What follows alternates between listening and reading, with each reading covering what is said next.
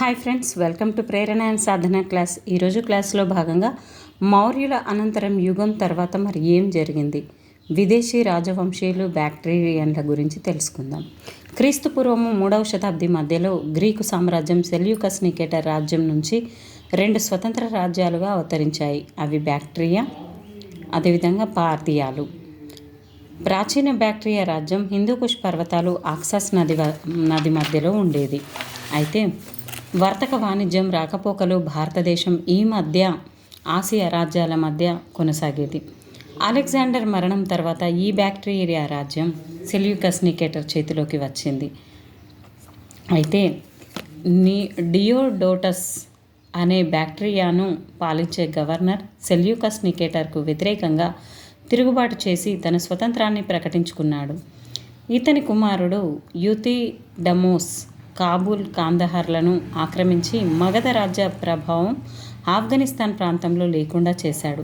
మరి డెమిట్రియస్ ఈ వంశంలో అతి ముఖ్యమైన రాజు డెమిట్రియస్. ఏ వంశము ఈ వంశము అంటే ఇందాక బ్యాక్ట్రియా వంశం గురించి చెప్పుకున్నాం కదా, ఆ వంశానికి చెందిన అతి ముఖ్యమైన వాడు డెమిట్రియస్.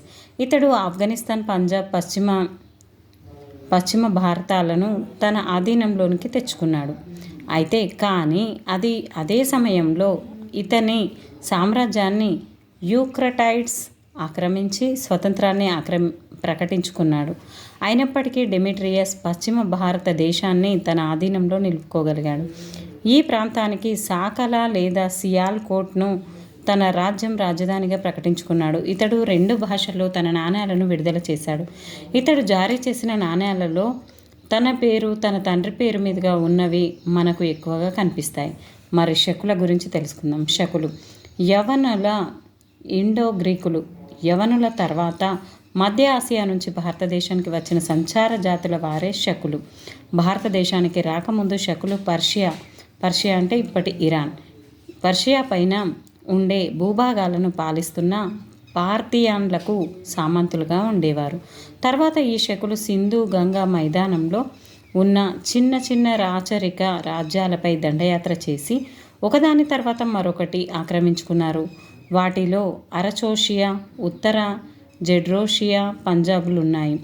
వీరు కాబూల్లో ఉన్న గ్రీకుల అధికారాన్ని ఎదుర్కోలేక సాధారణంగా దండయాత్రలు ఉపయోగించే ఖైబర్ కనుమల దారి కాకుండా ఆఫ్ఘనిస్తాన్ నుండి బోలాన్ కనుమల దారి గుండా భారతదేశానికి దండెత్తి వచ్చారు. అయితే రామాయణంలో యవన, కాంబోజా రాజ్యాలతో పాటు ఈ శకుల గురించి ప్రస్తావన ఉంది. ఈ శకరాజుల యుగాన్ని 2 భాగాలుగా విభజించుకున్నారు. ఒక భాగానికి అధిపతి మాయూస్, ఇతని వారసులు పంజాబ్ ప్రాంతాన్ని పాలించారు. 2వ భాగాన్ని స్థాపించిన వారు ఒనోనెస్, ఇతని వారసులు కాందహార్ ప్రాంతాలను పాలించారు. మాయూస్ కాలంలో చలామణిలోనున్న నాణేలు ఇండో గ్రీకుల నాణేల మాదిరిగా ఉండేవి. ఇతని రాజ్యం పుష్పలావతి నుంచి తక్షశిల వరకు విస్తరించి ఉండేది. ఈ శకులు తమ రాజ్యాన్ని రాష్ట్రాలుగా లేదా ప్రావిన్సులుగా విభజించి పాలించారు. ఈ రాష్ట్రాలు గవర్నర్లు లేదా పాలకులను క్షాత్రపాలు లేదా శాత్రపాలుగా పిలిచేవారు. ఈ క్షాత్రపాలపై మహాక్షాత్రప అనే అధికారిని నియమించేవారు. ఈ క్షాత్రపాలు తమ అధికారాన్ని ఆఫ్ఘనిస్తాన్, తక్షశిల, మధుర, దక్కన్ పై భాగం, మాల్వాలోనున్న ఉజ్జయిని ప్రాంతాలపై స్థాపించారు. ఈ శకుల రాష్ట్రాల్లో ప్రావిన్స్లో మహారాష్ట్ర, మాల్వాలు ముఖ్యమైనవి. అయితే పార్థియన్లు శకుల తర్వాత భారతదేశంలో వచ్చిన వారు పార్థియన్లు. వీరిని మహాపల్లవులుగా కూడా పిలిచేవారు. శకులకు పహాపల్లవులకు దగ్గర సంబంధం ఉన్నట్లు వారి పేర్ల ద్వారా తెలుస్తుంది. వనోనెస్ అనేవాడు మాయూస్కు సమకాలికుడు. ఇతడు పహలన లేదా పార్థియన్ వంశానికి చెందినవాడని తెలుస్తున్నది. గోండో ఫరనేస్ అనే పహల్లవ రాజు శకరాజైన 2వ అజేసును ఓడించి తన అధికారాన్ని స్థాపించాడు. పార్థియన్లందరిలో ఇతడు గొప్ప రాజు. అతడు కాబూల్ నుంచి పంజాబ్ వరకున్న ప్రాంతాలను తన రాజ్యంలో కలుపుకొని పాలించాడు. అతని నాణేల మీద ఉన్న రాతను అనుసరించి అతడు ఏ విధంగా సామంతరాజు నుంచి స్వతంత్ర రాజుగా ఎదిగాడో తెలియపరుస్తుంది. ఇతని కాలంలోనే ఒక క్రైస్తవ మత ప్రచారకుడు సెయింట్ థామస్ అనేవాడు పర్షియా దేశం నుంచి వచ్చి ఇతని రాజ్య రాజధాని ఆస్థానంలో ఉన్నట్లు చెప్పబడుతుంది.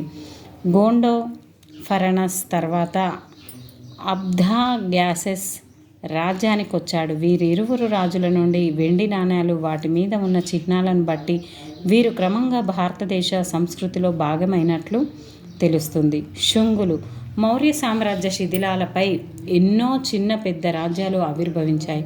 వాటిలో ఒకటి శుంగరాజ్యం. శుంగరాజ్యంలో పుష్యమిత్ర శుంగుడు అనేవాడు చివరి మౌర్య రాజైన బృహద్రథుని సేనాధిపతి. ఇతడు రాజు బలహీనతను, ప్రజలలో ఉన్న వ్యతిరేకతను ఆసరా చేసుకొని చివరి రాజైన బృహద్రథుని చంపి రాజ్యాన్ని ఆక్రమించాడు. బాణుని హర్షచరిత్ర కూడా ఈ సంఘటనను ధృవీకరిస్తుంది. పుష్యమిత్రుడు శుంగవంశం వారు 112 సంవత్సరాలు పాలించారు. అంటే పరిపాలన క్రీస్తుపూర్వం 184 నుంచి 72 వరకు కొనసాగింది. వీరు 10 మంది రాజులు. వీరిలో మొదటివారు పుష్యమిత్రుడు, ఈ వంశస్థాపకుడు. 36 సంవత్సరాలు రాజ్యపాలన చేశాడు. ఇతని సామ్రాజ్యం పాటలీపుత్రం నుంచి దక్షిణాన నర్మదా నది వరకు విస్తరించి ఉంది. వీటిలో అయోధ్య, విదిశలున్నాయి.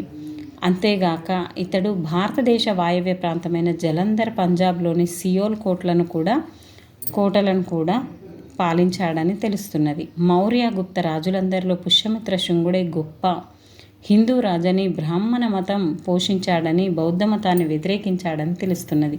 కానీ ఇతని కాలంలోనే సాంచి స్తూపానికి, బరహాత్ స్తూపాలకు శిలాతోరణాలను నిర్మించారు. బౌద్ధ సంఘాలకు పెద్ద మొత్తంలో ధన సహాయం చేశారు.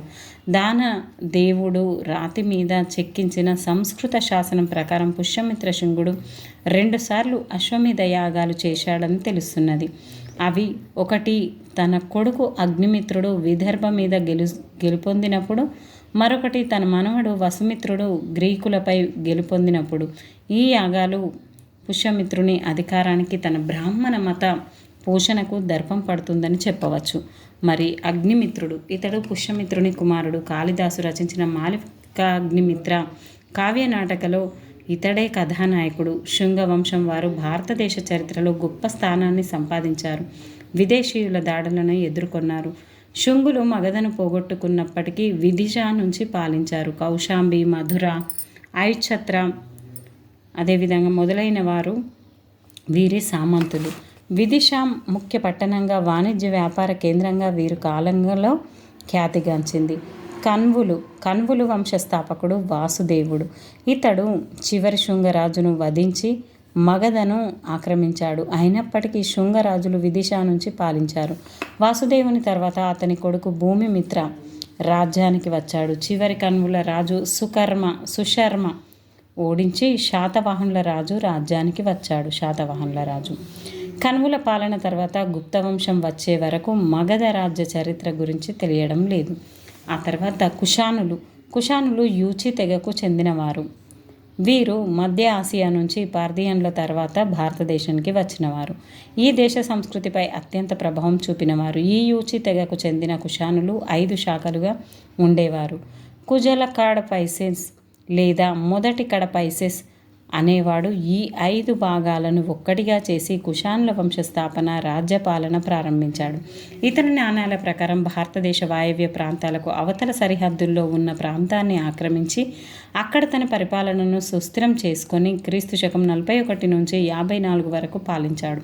తర్వాత ఇతని కుమారుడు వీమా కడపైపాసిస్ లేదా ఇతని కుమారుడు 2వ కడపాసిస్ రాజ్యానికి వచ్చాడు. ఇతడే భారతదేశ భూభాగాన్ని ఆక్రమించి పాలించాడు. ఇతని నాణేల ప్రకారం అతడు శైవ మతంలోకి మారాడని, మహేశ్వర అనే బిరుదు వహించాడని తెలుస్తుంది. ఈ కాలం నాటి బంగారు నాణేల చలామణి తమ రాయబారులను రోమ్ నగరానికి పంపడం లాంటి వాటితో ఇతని రాజ్యం చాలా సుసంపన్నమైందని తెలుస్తుంది. ఆ తర్వాత కుషాన్లలో గొప్పవాడు కనిష్కుడు. చరిత్రకారుల అభిప్రాయం ప్రకారం వీమా కడపైసిస్ తర్వాత రాజ్యానికి వచ్చిన వాడని, క్రీస్తు శకము 78 నుంచి 102 వరకు పాలిస్తూ క్రీస్తు శకము 78లో నూతన శకం ప్రారంభించాడని కనిష్కుడని తెలుస్తుంది. నూతన శకాన్ని ప్రారంభించింది కనిష్కుడు. అలాగే 4వ బౌద్ధ సంగీతిని కూడా నిర్వహించడం జరిగింది. ఇతడు కుషాను రాజులందరిలో గొప్పవాడు, గొప్ప యోధుడు. ఇతడు పామీర్ ప్రాంతంపై దండయాత్ర చేసి కానగర్ కోటలను ఆక్రమించి కుషాన్ల గొప్పతనాన్ని చాటినాడు. ఇతడు చైనా సామ్రాజ్య చక్రవర్తితో గుర్తింపు పొందాడు. ఇతడి సామ్రాజ్యం బోకారా నుంచి సింధు వరకు, పర్షియా నుంచి బీహార్ వరకు విస్తరించింది. భారతదేశాన్ని తన దక్షిణ సరిహద్దుగా చేసుకొని కనిష్కుడు కాశ్మీరు తన సామ్రాజ్యంలో కలుపుకున్నాడు. ఇతడు కనిష్కపురం అనే పట్టణాన్ని నిర్మించాడు. కల్హనుని ప్రకారం ఇతడు మగధ వరకు దండయాత్ర చేసి అక్కడి నుంచి అశ్వఘోషుడు అనే బౌద్ధమత పండితుణ్ణి తీసుకొని వచ్చాడని చెప్పబడుతుంది. ఇతడు పాలించిన భూభాగం ఎక్కువ భాగం భారతదేశం అవతల ఉంది. అయినప్పటికీ ఇతని భారతదేశ రాజుగా పరిగణిస్తున్నారు. ఇతని రాజధాని గాంధార్లో ఉన్న పురుషపురం లేదా పెషావర్. బౌద్ధమత సేవలు. ఈయన నాలుగవ బౌద్ధ సంగీతి నిర్వహించాడు. బౌద్ధమత సేవలు. కనిష్కుడు గొప్ప సామ్రాజ్య నిర్మాతయే కాక సామాజిక సేవకుడు. అతడు బౌద్ధ మతానికి చేసిన సేవ అశోకుడు ఆ మతానికి చేసిన సేవలను గుర్తు చేస్తుంది. 4వ బౌద్ధ సంగీతి. ఇతని ఆధ్వర్యంలో 4వ బౌద్ధ సంగీతి కాశ్మీరులో ఉన్న కుందలవన విహారంలో జరిగింది. బౌద్ధమత సంఘంలో ఉన్న విభేదాలను తొలగించడానికి కనిష్కుడు తన ఆస్థానంలో ఉన్న గొప్ప బౌద్ధమత తాత్వికుడైన పార్శ్వనాథుని సలహాతో వీరిని సమావేశపరిచాడు. చైనా యాత్రికుడు హుయాన్సాంగ్ ప్రకారం దాదాపు 500 మంది బౌద్ధ సన్యాసులు ఈ సమావేశానికి హాజరైనారు. ఇది వసుమిత్రుని అధ్యక్షతన, అశ్వఘోషుని ఉపాధ్యక్షతన, వసుమిత్రుడు మరియు అశ్వఘోషుడు ఉపాధ్యక్షుడిన జరిగింది. ఇక్కడ మహాయాన బౌద్ధ మతాన్ని తమ అధికార మతంగా ప్రకటించుకుంటూ ఇక్కడ హాజరైన ప్రతినిధులు తమ చర్చల ద్వారా ఆయా శాఖలలోనున్న ధర్మ సూత్రాలను క్రోడీకరించి వాటిని రాగి పలకలపై చెక్కించి ప్రత్యేకంగా నిర్మించిన స్తూపంలో భద్రపరిచారు. ఈ వ్యాఖ్యానాలను సంస్కృత భాషలో రాశారు. కనిష్కుడు బౌద్ధ మతాన్ని పోషించినప్పటికీ ఇతర మతాలను కూడా ఆదరించాడు. అయితే సాహిత్యం. మరి కనిష్కుని ఆస్థానంలో గొప్ప బౌద్ధ మత తాత్వికులు ఉండేవారు. పార్శ్వనాథుడు, వసుమిత్రుడు. వీరి ఆధ్వర్యంలో 4వ బౌద్ధ సంగీతిని సమావేశపరచడమే గాక తద్వారా బౌద్ధ మత మహావిభాష అనే సంపూర్ణ జ్ఞాన గ్రంథాన్ని ఈ సమావేశంలో తయారు చేశాడు. దీన్నే త్రిపీఠకాలకు వ్యాఖ్యానాలు అంటారు. ఇతని ఆస్థానంలో బుద్ధ చరిత గ్రంథ రచయిత అశ్వఘోషుడు, మహాయాన మత ప్రాచారకుడు, తాత్వికుడైన ఆచార్య నాగార్జునుడు ఉండేవాడు. కనిష్కుడు లౌకిక శాస్త్రీయ గ్రంథాల రచయితలను కూడా పోషించాడు. వీటిలో ముఖ్యమైనవి చరకుని చరక సంహితము, మాతంగుని రాజనీతి శాస్త్రం చాలా ఇంపార్టెంట్ కనిష్కుని కాలంలో. చరకుని చరక సంహిత వివిధ రకాల వ్యాధులు, వాటి కారణాలు గుర్తించడం, రక్త ప్రసరణ పరీక్షలు, మానవ శరీర నిర్మాణం, మెదడు పనితీరును మొదలైన వాటి గురించి వివరిస్తుంది. ఇంతటి విలువ గల విషయాల గురించి తెలిపే చరక సంహిత పర్షియన్ మొదలైన ఎన్నో భాషల్లోకి తర్జుమా చేయబడింది. వాస్తుకళలు. వాస్తు కట్టడాలు, కళలు, శిల్పాలు, నిర్మాణాలు అశోకుని వలె కనిష్కుడు కూడా పోషించి వాటి వృద్ధికి తోడ్పడ్డాడు. కనిష్కుని వాస్తుకళా పోషణకు నిదర్శనాలు.